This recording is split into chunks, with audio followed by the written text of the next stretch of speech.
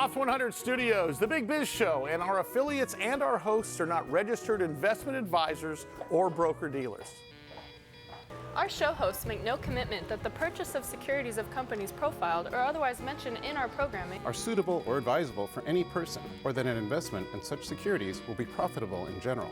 Given the nature of the company's profile and the lack of an active trading market for the securities, investing is highly speculative and carries a certain high degree of risk. We profile selected publicly traded and privately held companies on our program. Most of these companies that we profile have provided compensation to Loft 100 Studios and its hosts for the profile coverage. From time to time, we sell shares of the companies profiled in the open market that we receive as compensation for coverage of client companies. But never sell stocks if we are speaking about interviewing or covering a public company who has paid compensation. Specific questions on compensation can be obtained by contacting producer at sullyandgroup.com. Listeners should verify all claims and do their own due diligence before investing in any securities mentioned on this program. Investing in securities is speculative and carries a high degree of risk. We encourage our investors to invest carefully and read the investor information available at the websites on the Securities and Exchange Commission at sec.gov and or the Financial Industry Regulatory Authority, FINRA, at www.finra.org. All right. I like it. Hey, is that a rescue plane? Big Biz Show continues nationwide, coast to coast, and of course internationally. Television, radio at the same time. We were talking to Les Goldman from Northwest Biotherapeutics, of course, and their therapy for GBM, which is the most horrible type of brain cancer one could be diagnosed with. And we left off when we last spoke to him talking about life expectancy, where if you get this death sentence, and I know that biopharma firms and doctors hate to use that, but it really is a horrible sort of news. You have a average 16-month lifespan, and with their therapy, you're talking 5 years plus. Let's get back to that conversation. Listen, when we last talked to you, you were talking about the life expectancy. Let's continue on that because that's the biggest part of this, correct?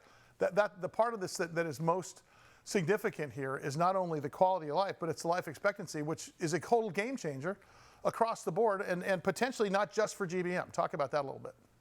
Well, you left out one important thing, which is that this whole treatment, because it's nature's way, is the exact opposite of the chemotherapy, which poisons you. It's non-toxic. So you can get the shot in your arm and go back to work that day, and the worst thing that can happen to you is a slight elevation of a fever, of a degree or two in your fever the first night you get the shot. And that's it. That's mostly what's been experienced. And as I was explaining before, our objective in these many decades we've been working on this was to, number one, get really good results, which I've already explained, then get a really good validation, which came from the Journal of the American Medical Association, Oncology Journal, which is one of the top-ranked ones, and they concluded that our vaccine was clinically meaningful and significantly effective extension of survival for both newly diagnosed and recurrent GBM, and had a very positive safety profile and a long tail of survival curves. Let's stop right there. Mention again, because I want to make sure. The third thing was to go after the guys who had been shorting us and trying to keep us down because of the anti-competitive sense of some financial interests, understandable in capitalism, that didn't want to compete with something that was easier to make, easier to take, and lasted far more long. Stay right there on that. I want you to. Those are the three main stools of the platform we've been working on, and we're getting to the finish line. Well, Les, I want to stop down and go back there, because I don't want anyone to miss the fact where, when he was reading that excerpt, where it came from. This is not just an industry rag that we're talking about. This is not just a local newsletter or a blurb online. This is JAMA. Les, once again, this is from what source? I want you to say it one more time so people can hear it, because this is significant. What you were just excerpting was from where? the Journal of Oncology, which is published by the Journal of the American Medical Association. Now, peer-reviewed, by the way. You can't just write an article and throw it in there.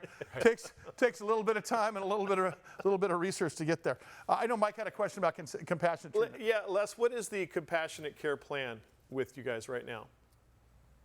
We did this trial in 4 countries, 90 sites, and frankly, the country that has been the most excited about us, and all of them are, because the results are so different than anything anybody's ever seen, is the UK, where ever since Brexit, they've determined to be the leader in very serious diseases that don't have a lot of good treatments. And in that vein, the first party to take advantage of their early approval, which used to be 11 to 13 months, and it's now 5 months, was Pfizer on their first COVID vaccine. And again, the criteria for qualifying for that program is you got a serious disease, and you also have no meaningful treatments, and that qualifies for what we've got here.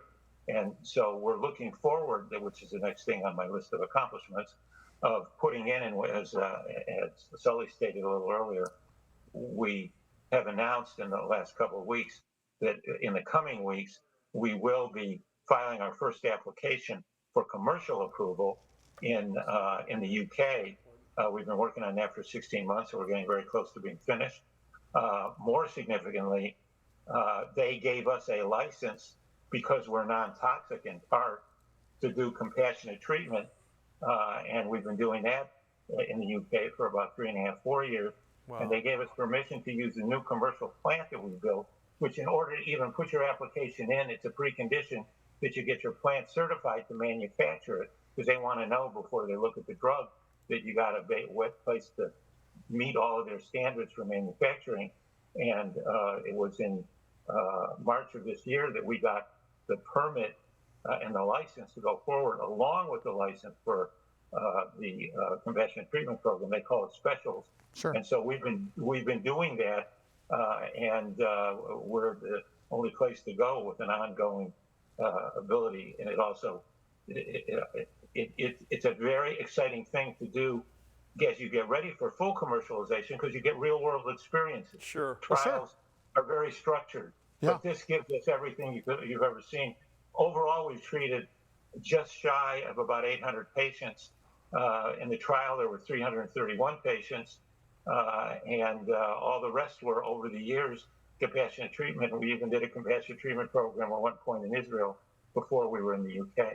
So that's a quick rundown on that answer. Yeah. Hey, Les, you want to know the other exciting things going on?